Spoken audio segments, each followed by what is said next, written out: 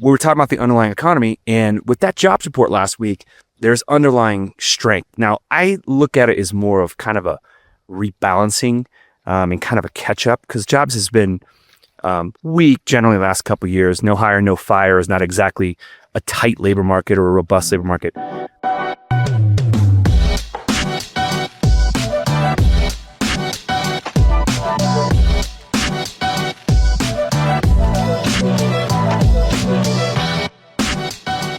Hey, it's KP coming to you live from Park City.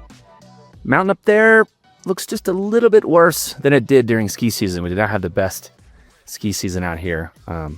Anyway, lots going on. I'm going to recap Jobs Week, talk about what's going on with CPI and PPI. And I had a great conversation with the National Association of Mortgage Brokers. It's NAM President Kimber White. And he and I hadn't chatted in a while. He reached out to me and, just want to thank us for our participation at the NAM National, which is coming up in the fall in Vegas.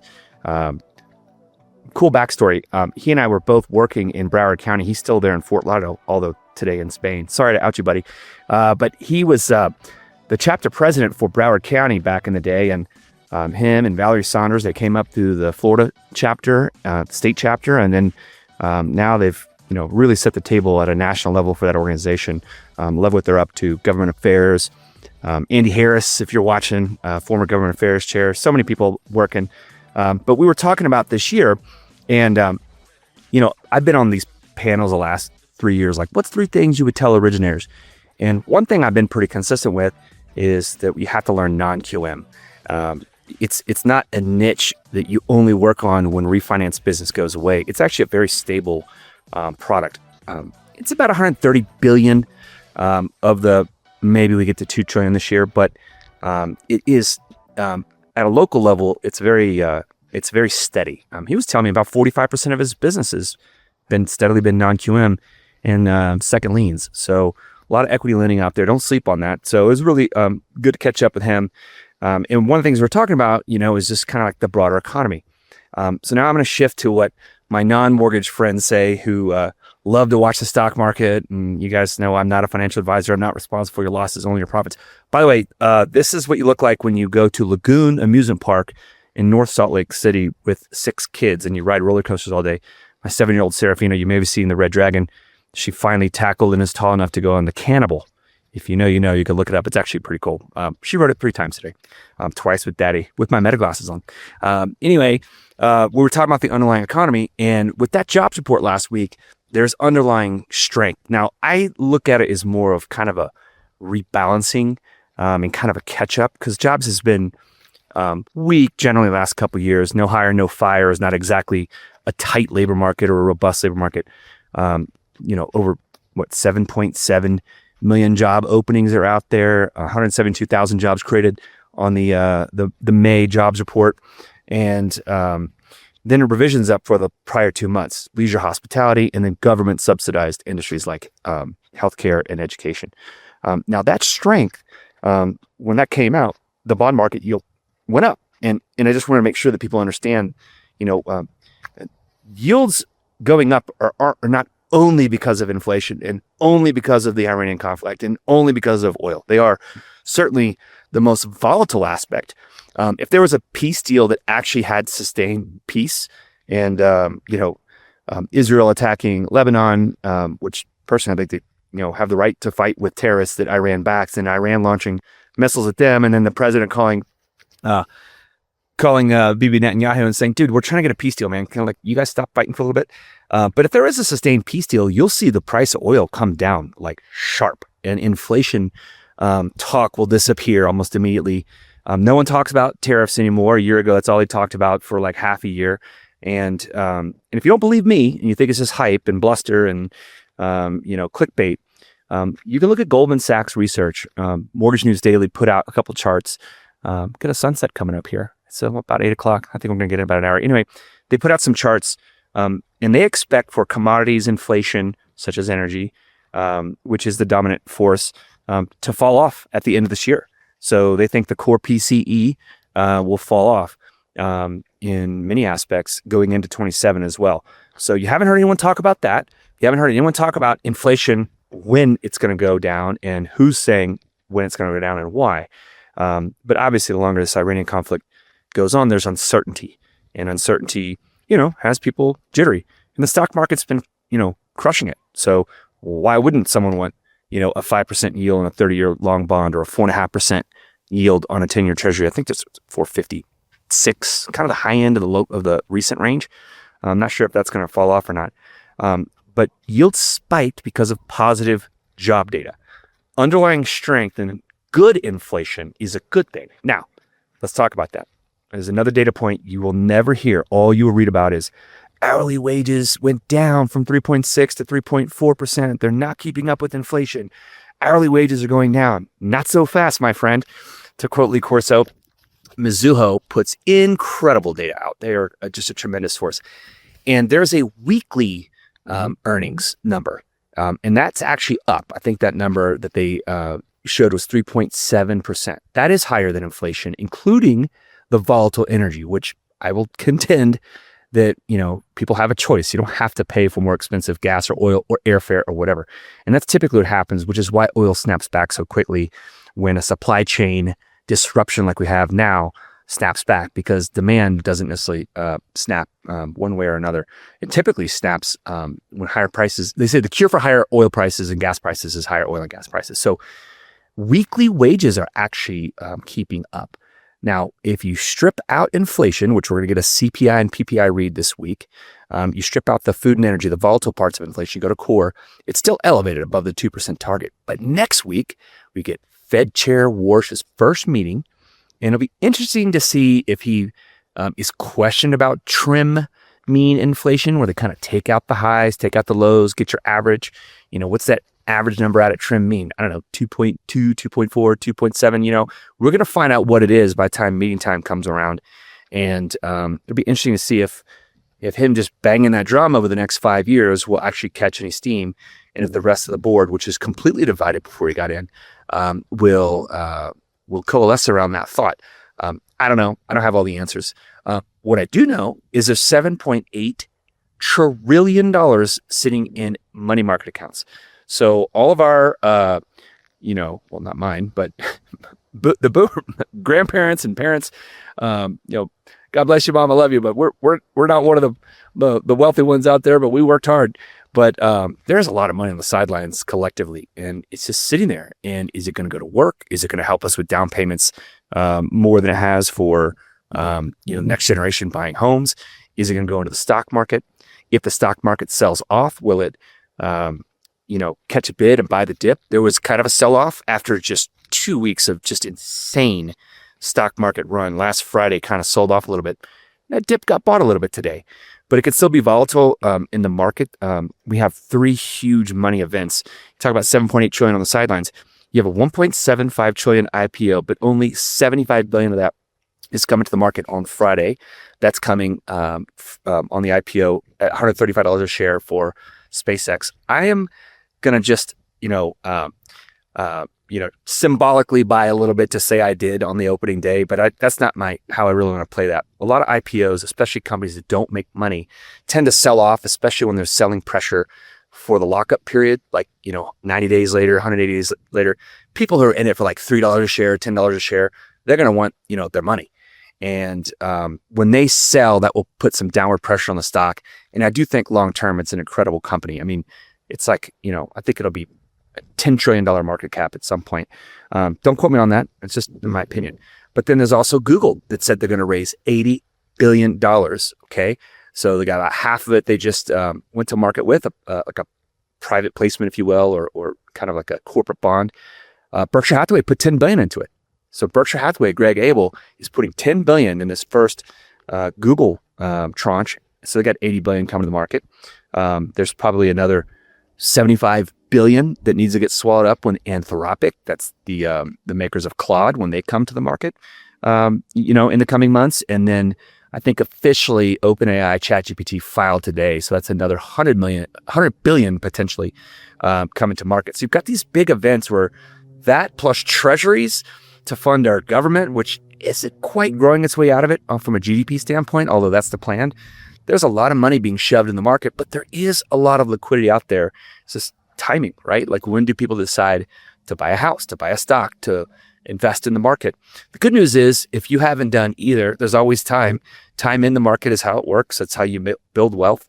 Saw some chatter online about marrying the rate or date the rate, marry the house.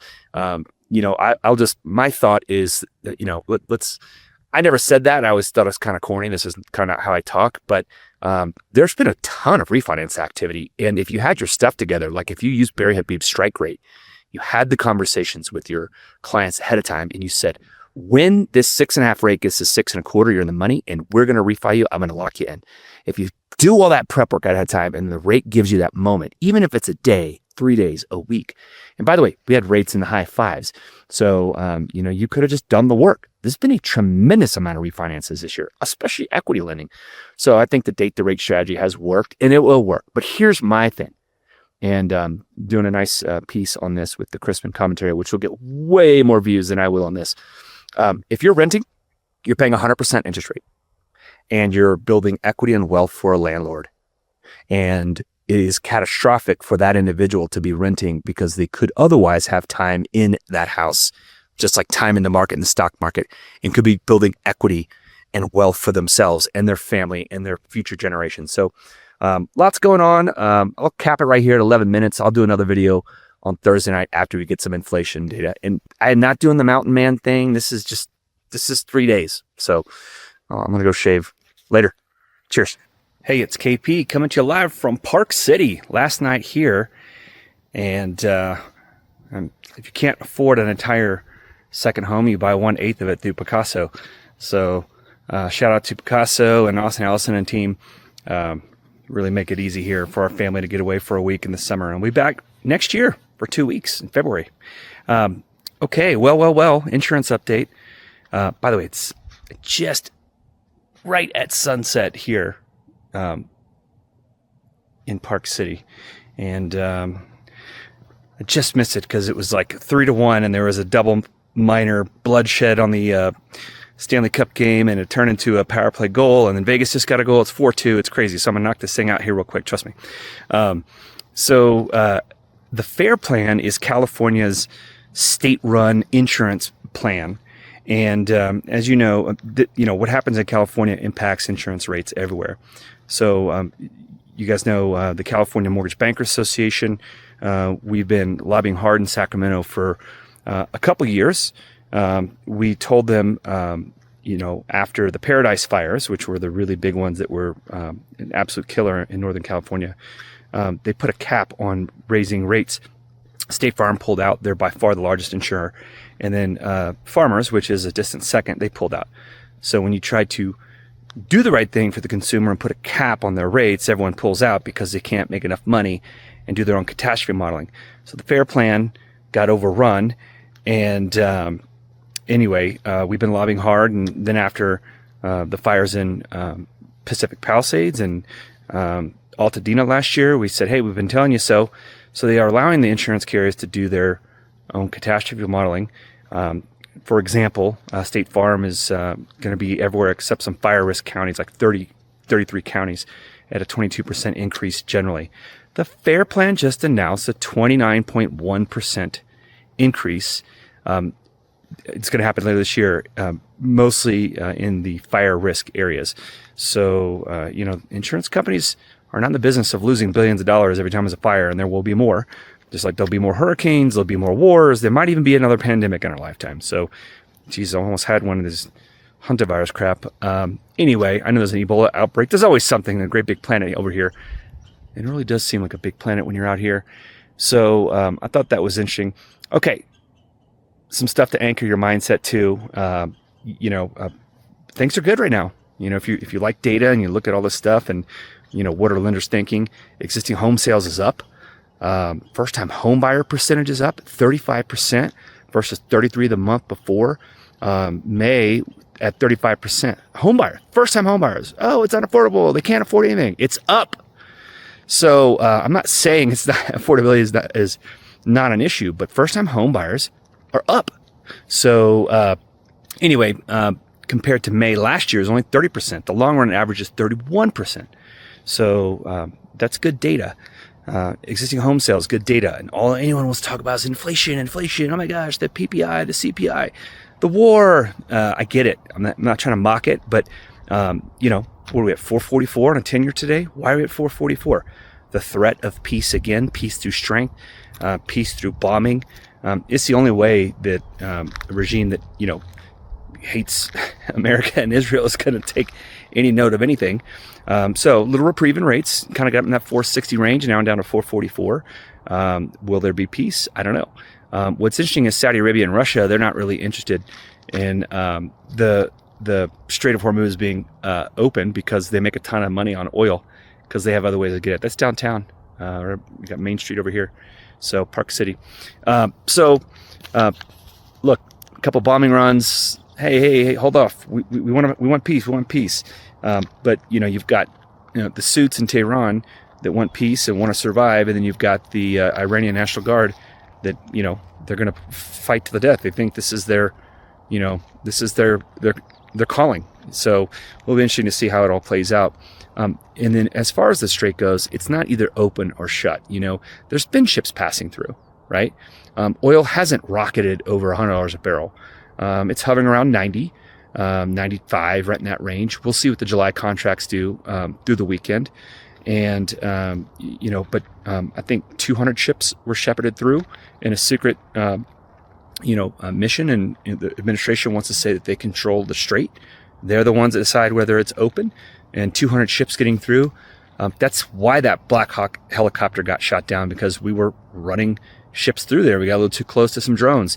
200 ships came through, 111 ships, a month ago were coming to the Gulf to get oil, a different route. So it's not open, shut. It's the threat of shutting it and the threat of keeping it open. And it's messy. It's war. So having said that, we'll keep an eye on the 10-year Treasury, and bond auctions have been pretty decent so far. And, jobs obviously is good. So there is good inflation that's out there. I want to re-emphasize when I said on Monday, I was talking about the weekly earnings. Okay, so you're reading a lot about hourly earnings. Hourly earnings are keeping up with inflation, but people work in weeks, and sometimes they work overtime hours, and sometimes, it smooths out the hourly thing. So I don't want to say people that they're touting hourly earnings without talking about weekly earnings are being disingenuous, but they're definitely not telling you the whole story. Weekly earnings, of course, is a little higher than the hourly earnings rate. 60% of the inflation is energy. People don't spend 60% of their money on energy. And so again, usually the cure for higher oil and gas prices is higher oil and gas prices. And so we'll see that play out. And if this peace deal gets done, I don't know, it may take all year. I don't know. But when it gets done, you'll see oil tumble like a rock, and then no one will be talking about inflation. The core inflation on the CPI was 0.2%. It's pretty tame. So it's not materially decreasing and not materially increasing. The PPI was hot, and a lot of it has to do with the price of diesel and energy and inputs. But if manufacturing, which has been ripping the last several months, is up, we're growing. So I believe all in all, when you take the PPI and the CPI, the PCE, the core PCE, which is the Fed's preferred measure of inflation, is only supposed to go up 0.2%. That's pretty tame. So even at 2.4, I'll be curious to see next week how all this gets addressed with the new Fed chair, Warsh, and see how that all gets taken down, and whether he talks about trim mean inflation. And, I don't think hikes are on the table this year, but I don't think cuts are on the table this year. So steady as she goes, business is up. The Zactus Mortgage Intent Index, that's basically the XMII data. I think you can see that through Housing Wire, or if you can get on their list with Zactus. People are pulling credits. The last couple of weeks have been up. People are pulling credits. They're hunting for houses. Inflation that's not energy that's been up, things like owner's equivalent rent. Rent is actually firming up. So, if it's harder to buy, you'll see people renting more. And that's starting to firm up. So, I think kind of this reprieve of immigration coming in and being stopped basically at the border, has given rent kind of a soft year or so. But it's starting to catch up because multifamilies, new products aren't out there. So we'll keep an eye on all that data. Now, tomorrow is a massive IPO, the largest IPO by far with SpaceX. And why does that matter? The flow of money in the stock market matters. Stocks, bonds, where are people getting their money? By the way, if you've had money in bonds like the last 10, 15 years, you lost money. You lost money. The value of your dollar and your bonds have gone down. You're getting a coupon clipped, but you didn't, those bonds did not go up in price when yields go down. Yields have been going up. And so you sell it, it's at a loss. So you're just going to hang on to those, not to lose your money, and just get the coupon clip, whatever interest rate you had there. But the stock market has been by far the best game in town. We're the best country in the world. We're the most innovative country in the world. And the AI trade caught a bid today.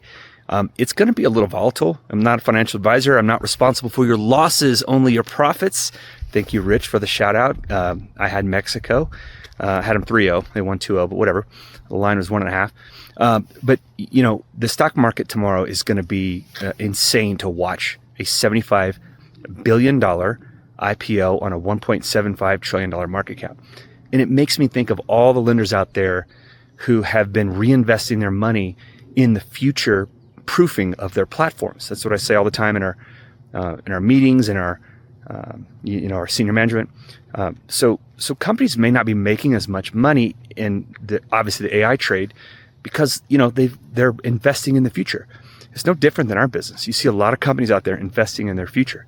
I'll take one for example. Look, I just saw a clip on LinkedIn from Matt Ishbia, UWM. They're investing money in AI, and he's right. It's something I've been saying for a couple of years, and we've been on capacity for 6 years. I mean, investing in AI is how you future-proof your platform. And if you don't spend the money to invest it, which means less profit, then you run the risk of being, I don't know, what's the best way to say it? Being railroaded out of business, right? So if you disrupted, if you will, is the word I was searching for. So anyway, stock market will be interesting to watch tomorrow. Marvell is a huge AI player and component. They are replacing Campbell Soup in the S&P 500. So some old school, old world businesses, not as hot or sexy as Marvell or the AI trade. So, just interesting to watch all this stuff and see how rates do tomorrow, if there's a war, all that stuff. It's crazy. One last thing. Frank Cassidy was working as FHA commissioner, and he said that, we want to run FHA like a business, which is music to my ears. And I think anyone that's fiscally conservative, you want to make sure that, oh my God, these birds, these magpies, they destroyed our trash cans. Shit. I'm going to have to pick all that up after this video. Frank Cassidy stepping down. Joe Gormley is going to be the acting FHA commissioner. He is the Ginnie Mae head right now. He sat in a closed door room and was on stage at NBA's Capital Markets Secondary Conference in New York, and had a lot of great things to say. FHA made $50 billion the last 2 years. So, they're doing good. They have, $190 billion plus from the FHA insurance fund. And yes, FHA delinquencies are up, but if they don't materialize into major losses, maybe the upfront MIP fee will come down, and we'll see. Anyway, lots going on in the world, and I'll get back to you on Monday from my desk. Cheers. You've been listening to KP Talks Dollars and Cents, a top-rated show for those who want to learn about the economy and mortgage environment. Tune in each week for more episodes, and please leave us a 5-star review on Apple Podcasts and Spotify. Kevin Perenio does not render or offer to render personalized investment or tax advice through KP Talks Dollars and Cents. The information provided is for informational purposes only and does not constitute financial, tax, investment, or legal advice. For more info, follow KP Talks Dollars and Cents on all of our social channels.